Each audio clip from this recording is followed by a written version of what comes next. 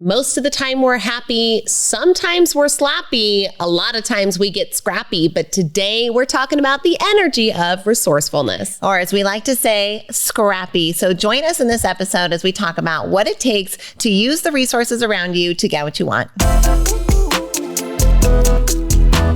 Hi, we're sisters Kay and Shai, and we're the hosts of the Infinite Energy Podcast. We believe that everyone has the power to live a more energized, optimistic, and fulfilling life. In every episode, we share tips and techniques for harnessing your own power and creating the life you deserve. Get ready to ignite and discover the limitless power of infinite energy.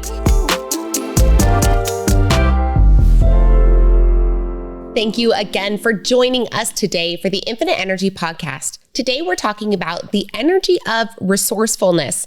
Now, one of our favorite mentors, Tony Robbins, says that what is even more important than having resources is having resourcefulness. In fact, it's that revelation that he makes in his TED Talk that was, for me personally, so impactful early in my life. In fact, I even reference it in my TEDx talk that I got to give in 2015, because this idea of realizing that if you can just be resourceful enough, you can find a way to achieve what you want and accomplish something even when the odds seem impossible was revolutionary for me and really helped a big shift in my life. Now, here's the thing. It can feel often like we have completely insurmountable odds ahead of us. Like there's no way to get through the challenges that we're facing. Oftentimes it feels like maybe we're a little bit of the underdog, or maybe we're the Cinderella in the Cinderella story. But guess what? Sometimes these things work to our advantage, because when we don't have the resources, turns out we have to dig deep and become something called resourceful. I like that you bring that up, because when we are surrounded by resources, right, when we think about that, it can be easy to get comfortable. In fact, you're probably surrounded by a lot of resources that make you comfortable, from the furniture in your house, quite literally, to the relationships around you that pitch into your life, to the conveniences of modern living. We are abundant in resources around us. And so it's easy to get comfortable in that state. But when we are in a situation where resources seem or actually are limited, certainly from a standard point of view, then we have to activate that piece inside of us that makes us look around and start being proactive about what can I use and can I do in order to move this forward. So let's take a look at that definition of the day. Woo, woo, woo. Here we go. So the definition of the word resourceful is a really, really good one. You ready? Having the ability to find quick and clever ways to overcome difficulties. I love it. Quick and clever. Don't we love being clever, right? Doesn't that feel good when you can put something together that is nuanced, that is finessed, that is a way that can put a package or a bow on something that allows someone to see it for the gift that it is and maybe not a burden? Now, we love to do that with communication all of the time. When we do that with the activating around us, the environment, in order for us to advance our causes, we really are able to live in this dimensional way where others can look at us and say, how did you do that? Or how did you make it through? Or wow, that's just so creative. And it comes from that place of really activating and getting proactive. Now, as Shyla mentioned before, when we start to stack resources, oftentimes we can get ourselves, we'll just call it what it is, a little lazy, right? You sit on your butt, right? You're comfortable. You don't want to get up and go make things happen when things have already happened and feel good, and to get yourself out there. But channeling the energy of resourcefulness means that even when you do have resources, you continue to stay resourceful. Now, even we've had this happen to us several times where we've gotten comfortable inside of our resources, lost the edge for resourcefulness, and then found ourselves in need of it again, having to get resourceful because that addition of comfort at the expense of your growth can end up being a detriment to ultimately your success. I think when you hear a lot of successful or uber successful people talk about what it is that's defining to be truly uncommon amongst the uncommon, it's that they found a way to stay in that resourceful mode, even though their comforts and their resources continue to grow abundantly around them. And that's that competitive edge edge that gets them to that really extreme top level. And so I think it's worthy of just exploring, what does that energy feel like in our bodies, right? What does that energy look like? And how do we manage the energy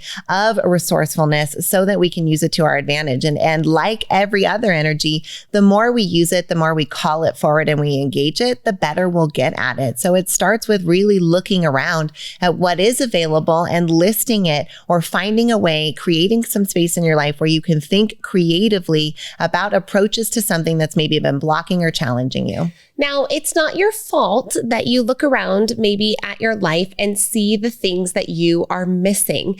Your brain is designed to give you the opportunity to fill in blanks. And so it looks around you at your life and it shows you the places where it wants you to improve and wants you to fill things in.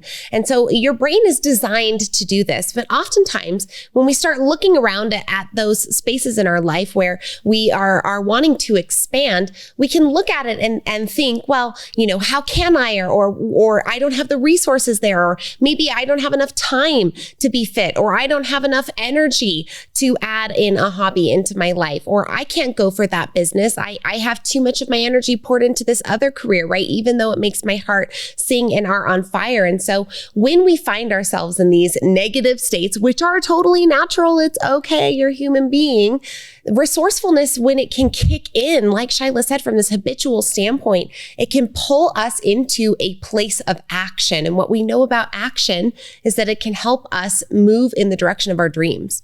One thing we also know from neuroencoding and neuroscience and all of the teachers is that when we want to be resourceful, we want to be that we are able to be resourceful from an activated, energetic state. So if you really are bold enough, if you are creative enough, if you are scrappy enough, right? If you are dedicated enough, if you are consistent enough, you can find a way. And that's what all great achievers will tell you. And it's something that we will tell you as well. But from our achievements so far, some of the greatest ones have come from a place of putting up the dukes, right? Like you're in a place where you're threatened and you get that way inside, right? Where you just get foot down. Absolutely not. This is my stake in the ground and I will defend my territory.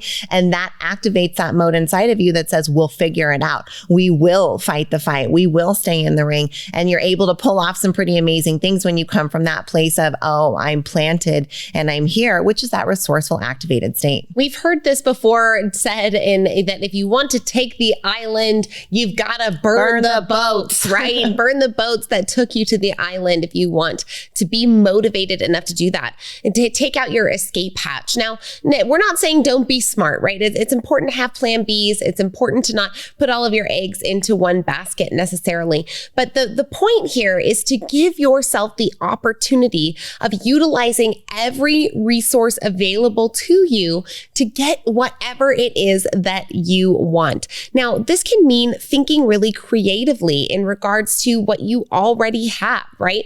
In 2020, when the rug was totally pulled out from underneath us from a financial and a business standpoint, we had to get real scrappy in a lot of different ways. And one of those really small shifts we had to make was starting to realize the abundance that we did have, even if that abundance wasn't monetary, little things like the opportunity to spend time together or to eat food at our own restaurants. Right. We started looking for where is abundance expressing in our lives in different ways that we haven't been appreciating before. Now, did this necessarily help the financial, not devastation, but situation that we were in? No, but it certainly helped our mental state, right? Because at the end of the day, we're all experiencing an internal state, and that's what ultimately is compelling us to do and say what it is that we do. And so when we want to be in that resourceful place, we often don't get activated until we're in a place like, rah, right? Like in 2020, but doing that allowed us to shift that perspective. So being able to say, okay, the finances aren't great.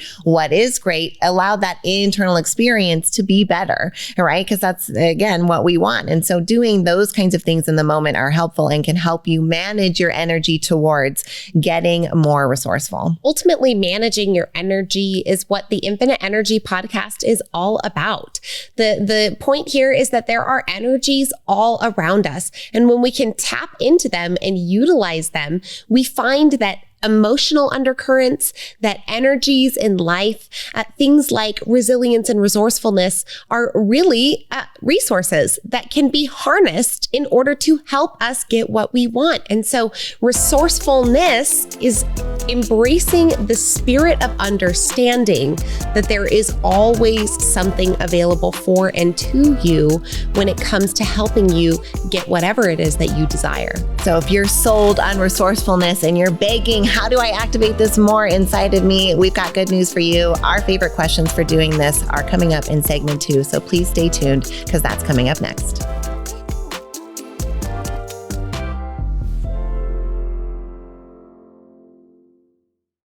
Truth Talk, we're back after 31 days off social media, and this time it's been hard. It was way harder. We missed all of you. We missed scrolling. We missed all the highlights, but we're so happy to be back. We had 2 incredible adventures in the month of March. Now, the first one, we went out to Orlando, Florida to spend some time with our Maxwell Leadership family. 48 hours after getting home, we were on the road with all 5 kids, 2 sisters, and 1 car for an incredible spring break week with our parents up in Brookings, Oregon. Now, all along, we have been planning exciting events coming up here in April. We can't wait to share with you now that we are back. So be here to follow along for all things Kay and Shy. And we saw so many of you tuning into the Infinite Energy podcast while we were away, and we are so glad that you did.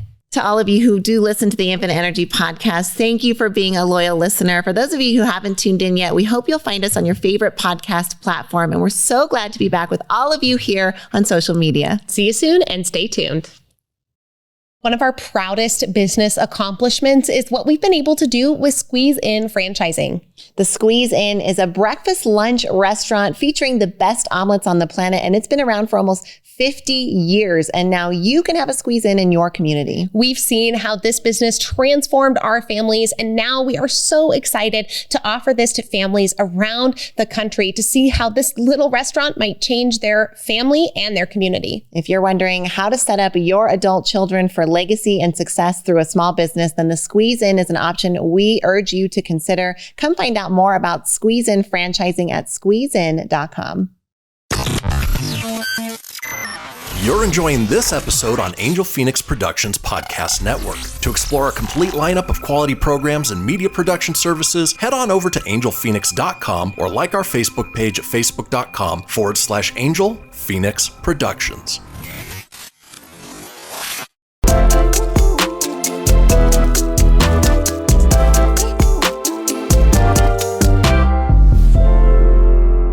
All right, we are back with the energy of resourcefulness. Now, let's get into a little bit of action because heck, it can be really hard when the odds are stacked against you to find the will and even the courage to be resourceful.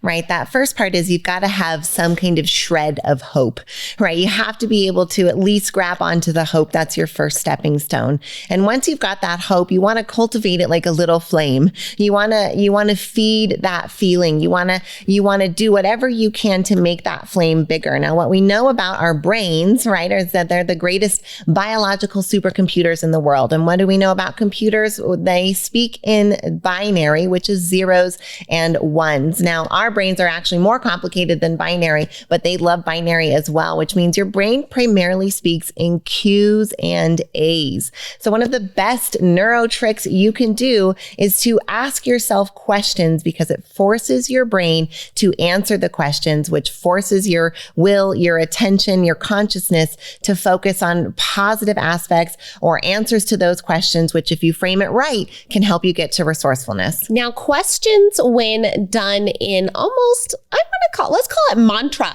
They're like mantra level. It is. When you can bring these questions in almost as a mantra to your soul, right? You are singing the Q song into your inner self and your brain is going to start giving you answers. Now, the interesting thing about the right questions is that they begin to inspire you. They inspire you not only from an emotional perspective, but they also inspire you into action and activity. And so we're going to give a few of our very favorite questions questions that can help, especially when it comes to harnessing the power of resourcefulness. Now, oftentimes when we are feeling like we do not have any resources, the answer and the feeling and the idea can feel like, I just don't know what to do, right? Just, well, what do I do? What do I even do? I just don't know what to do. Well, I would take action, but I just don't know what to do. I feel like this is a very pervasive feeling when we're feeling unresourceful. I think you're right. And I think because we often get stuck in binary mode when we're thinking about our options. So we're looking at a challenge and we're thinking, this is all I can do is either this or that. Or worse, you're telling yourself, I have no option here. So the number one question that activates resourcefulness is the following. If you are a writer downer, this is your writer downer. What can I do? What can I do? And as Kay mentioned, when you use it like a mantra, it's going to grab that consciousness of yours and pull it in the direction of firing the neurons in your brain to answer that question. What can I do? And what can I do provides all of those options for you that you previously weren't seeing. All right. Now here's the secret and the trick to what can I do? And actually kind of like this is your sister warning. So we're just going to take like a quick boop, boop, boop break to do a sister warning. When you ask the question of what can I do, there is a 78% chance that you are not going to like the answer. A lot of times there are little things that come up. Well, what can I do? Well, I know that I can't go solve the giant world problem and that's hurting my heart that I'm seeing in the news. But what I can do is go clean out my junk drawer in my kitchen. What I can do is go put away the laundry that I've been avoiding. What I can do is get up and go for a walk.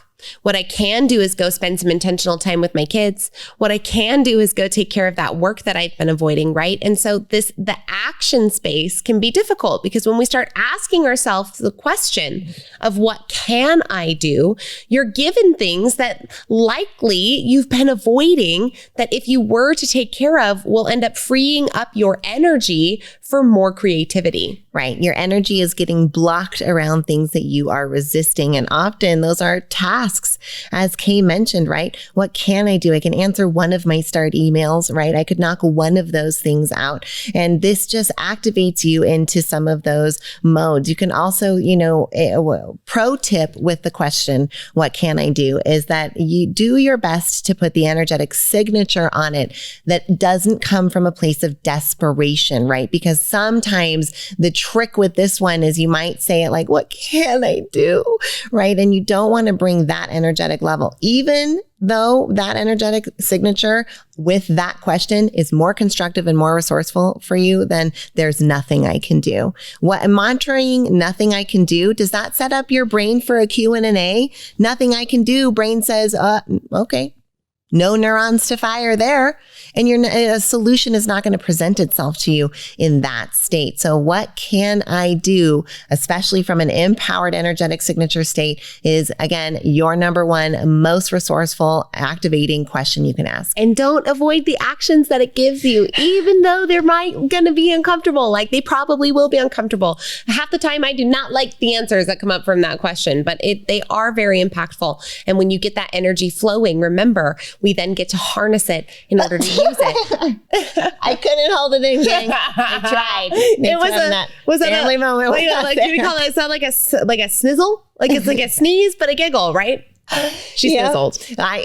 Even if you notice, I would push my finger here. That's a trick. You can push your finger here and you won't sneeze. But I did it and it went away. And as soon as I brought it back, I totally sneezed. So thanks for being there. That was adorable. Okay. All right, back to the show. Back to being resourceful. Thanks for following along with all of us on that little adventure. The snizzle journey. And you know what? What I can do is give you the next question that you can ask yourself when you need to get in a resourceful state.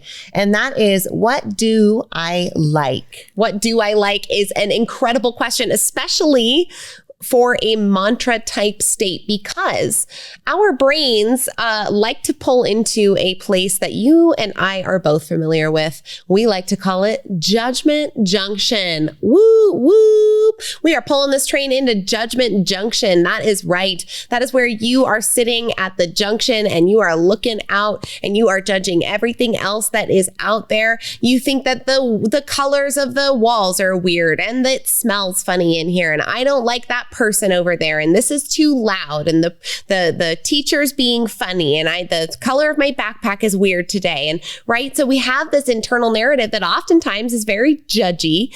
And so this idea of what do I like, especially when it's mantra, begins to propose a question to your brain that helps you to find the things around you that keeps your focus in a more positive direction. Look, judgment is your default and there's nothing wrong with it. Your brain is differentiating between things that are giving you energy and things that are disattracting you. But the judgment is the default. And if you just live in that default zone, you're always going to be looking at and paying attention to the things that don't feed your energy, which means using a question like, what do I like, allows you to shift, as Kay was just saying, to that positive side of things. This is activating what your brain is already trying to do by judging things. And instead of defaulting, you're now choosing the programming that you're going to do with that already present process in your brain and pointing it in the direction of resourcefulness, right? Because what do I like allows you to shift focus to the things that are feeding you energy, that are energetically calling you,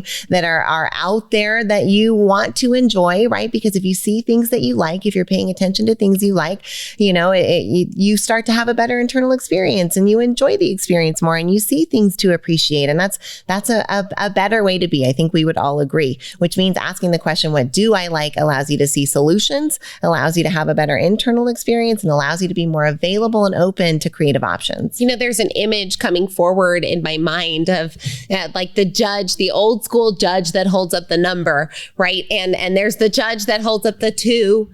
And then that same judge, a couple people later, holds up the 10, right? But the judge never changes. It's just what perspective that judge is looking from. And so you are the judge of your life. And whether you are looking for the 2s or the 10s is completely up to you. And if you find that your life is feeling more 2 than 10, maybe the question, what do I like, could be a helpful navigator for you. It seems so simple, but the simplicity is where its effectiveness comes into play. Because when we, like we do in neuroencoding, assassinate complexity, we're able to actually put things into action. And just mantraing this question of what do I like helps you to not only see the good around you, but then to focus on the good around you, internalize it, feel gratitude for it, and ultimately bring you more present and into the moment. Now, we said we had 3 questions for you. The last one will come up in our final segment. Then we want to share some personal stories of times where we've had to get what we like to call scrappy.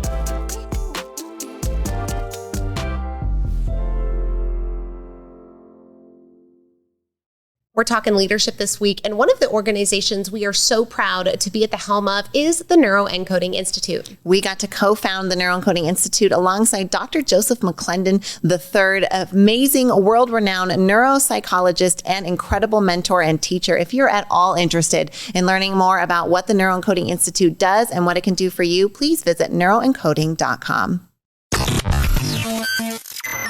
You're enjoying this episode on Angel Fenix Productions Podcast Network. To explore a complete lineup of quality programs and media production services, head on over to angelfenix.com or like our Facebook page at facebook.com/Angel Fenix Productions.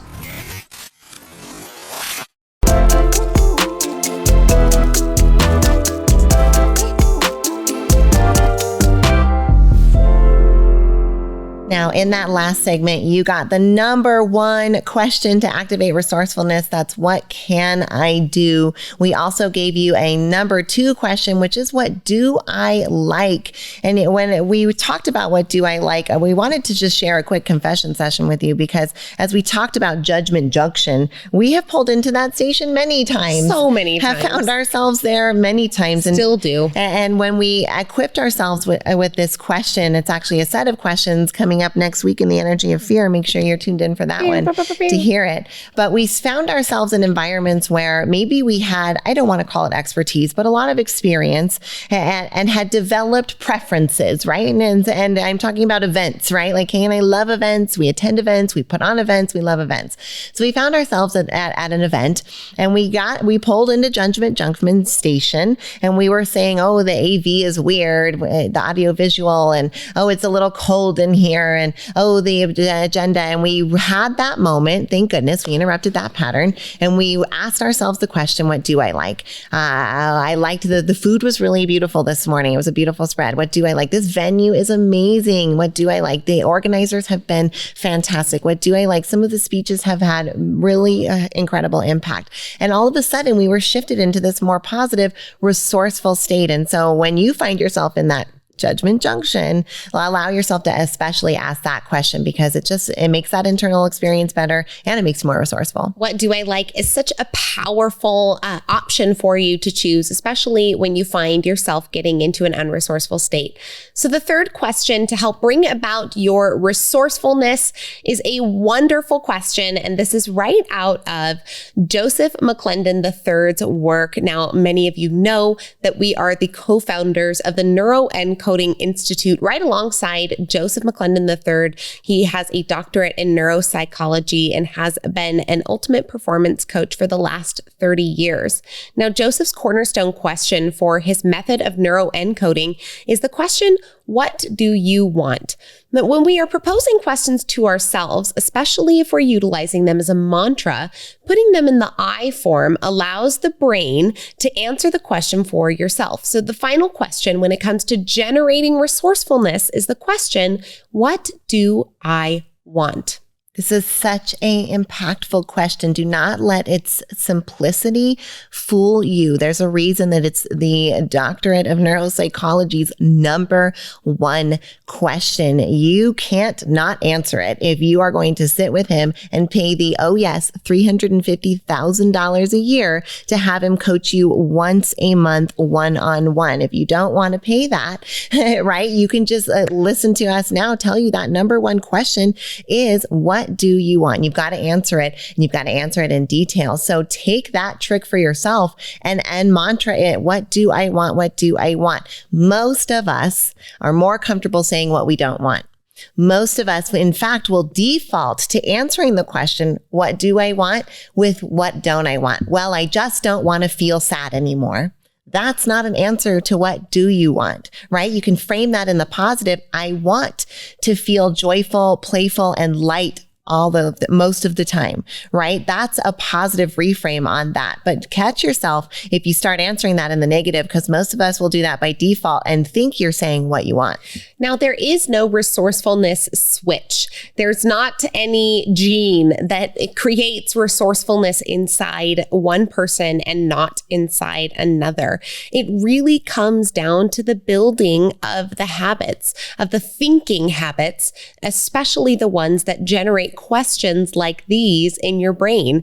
Because when we can default to positive questions versus states of what we don't want, what we don't like, and what we can't do, we end up allowing ourselves to be open to the endless possibilities that are in front of us and to kind of pluck creatively from the tree of life as we move forward. This is what the essence of resourcefulness is all about. It's understanding that you're always resourced. It's never having the fear that there aren't enough resources, because you understand that as long as you have resourcefulness, you will always be resourced. I know I just used the same word in like 4 different ways, but I promise it makes sense if you go through it. And utilizing these questions to strengthen those thinking habits is a way that you can really make a difference in shifting maybe the state for yourself and hopefully gaining more momentum toward getting what you want. I love that imagery of being able to pluck those options, creative options off of that tree of opportunity that is available to all of us, especially, right? You kind of think about the different states that you can embody, the different energies that you can have, allow you to have different places around the tree, right? Sometimes it's about determination and full charge energy. Sometimes it's about reflection and thoughtful decision making, right? Sometimes it's about getting really playful. Sometimes it's about asking everyone you know if they can help. Those are all different energies that put you in different places on that tree and allow you to pluck different fruits. So I love that. And we can tell you, because from experience, I think we've plucked from every piece of that tree. Oh man, it's at least as many every as we energetic can. signature. Sometimes they don't taste good. Sometimes they don't, right? Sometimes you pluck the wrong fruit and you fall on your face, but you know what? You still get up, you dust yourself off, and you have the energy of, I got this, and you keep going, right? And so you keep plucking and you keep plucking fruits. And we've done that quite often in our businesses and lives. Just keep on plucking. Well, one time where we plucked from the tree of creativity was actually a time where we witnessed a response to a situation and we said, oh, we don't want that. And by asking these resourceful questions, we were able to find a way of responding to a situation that we did want. So imagine, if you will, you're a restaurant owner and it is early summer 2021. If you can put yourself back in that time, you'll remember that this is, for the most part, when the country lifted restrictions. We could now go to full service. We were back and it felt like pandemic is over. Now, we got good at being scrappy through the pandemic. If you're a listener, you know, you've heard us talk about some of those early days in the pandemic, but we want to take you to a time where we had to get resourceful once again in a time we weren't expecting. The pandemic was at first, of course, a punch, but then you got kind of used to it and we got in that mode of being ready for it. When we found ourselves in summer 2021, as those restrictions lifted, as everybody celebrated back to normal life, what wasn't normal at all was the fact that we were losing staff left and right. We couldn't keep anyone. We were overwhelmed with the amount of guests and the lifted restrictions, but still high sanitary safety expectations. And we found ourselves drowning, just like every other small business, in the labor crisis. Well, there weren't enough people to go around, and laborers had been off for so long that the training gap was very large to fill. And so many businesses out there reacted in ways that we weren't very aligned with. There were businesses out there blaming others or finding outside circumstances like the government or the workers themselves, saying that it was their fault and not taking any form of responsibility or asking for help. No, we took a little bit of a different approach, right? So we saw something we didn't like, right? All of us are getting squeezed. We see some other businesses acting in a way that we don't like, and we go, ooh, we don't like that, right? We pull up into judgment junction. We're holding up our twos. We're like, boo, that is not a good way to act about this. And so then we shift, right? We get into our resourceful questions. We say, okay, well, what can we do and what do we like? Well, we do like, I'm shifting. This is me shifting a gear. I know that it happens on this side, but that's what's going on here. So we're shifting our gears into what do I like? Well, I do like responding to things with grace. Well, what can I do? What I can do is ask my community and use my following, our following, for help in order to maybe solve the problem from a space of gracefulness instead of a place of grimace. Right. What do I like? I like my current staff. I like who they are and I want to keep them. What can we do? Can we put our own restrictions back on ourselves so that it saves our staff? How do we approach this in a way where everybody wins? You ask yourself those empowering questions. You say, I see what I don't like, right? We're in judgment junction. What's a 2? Okay, so what's a 10, right? You want to know what the 2 is, and then you get away from the 2 as fast as possible and you see, where's my 10? And that's where you ask those empowering questions. You give the brain the cue so it will give you the A. And so as we're asking these, this kind of plan formulates that we're going to craft this message to the community that is going to be a little bit of a declaration of the line in the sand on behalf of our staff, that we're going to protect their mental health because they were crumbling under the pressure of this combined labor crisis and this surge surge in volume of guests who wanted to, right? Yeah, we're free. We're free. But we're back to 100% and our training isn't there. And so their mental health is suffering. So we come out with this declaration of our line in the sand that we're going to protect the mental health of our associates. And we are going to put restrictions on ourselves back down to 50% with limited to go and limited so that the guests we were serving were having the experience that they expect from our establishment, and that our staff were able to live or to work in an environment where their mental health was protected and they wanted to stay on board. And then we asked for the community's grace and understanding in this. And if they knew anybody looking for a job, that they would please send them our way. And in the meantime, we thanked them for their understanding. And we hoped that this would at least allow us to position ourselves in a way that weathered the blows, but we weren't expecting what really came about from a post like that. The outpouring of response that came forward resulted in hundreds of applications in people from our grandmas to our aunts to our community friends and family being willing to pour coffee, to bus tables, to do what it took to keep the doors of the restaurants open. And this was such a beautiful display of this reciprocation from our family and from our community. It was just so touching and so moving. Ultimately, we were able to fill our staffs to get through the summer, and we have been able to weather the labor crisis storm that is continuing to affect businesses today, largely in part of that focus of what do we want? What do we like? We like our staff. We want everyone to stay protected. We want what's best for everyone. And the focus on these questions allowed us to stay in that space of creativity, to stay in the space of resourcefulness, and ultimately come out the other side with the resources we were looking for. Now, this comes at you, as always, with so much love from your sisters, Kay and Shai.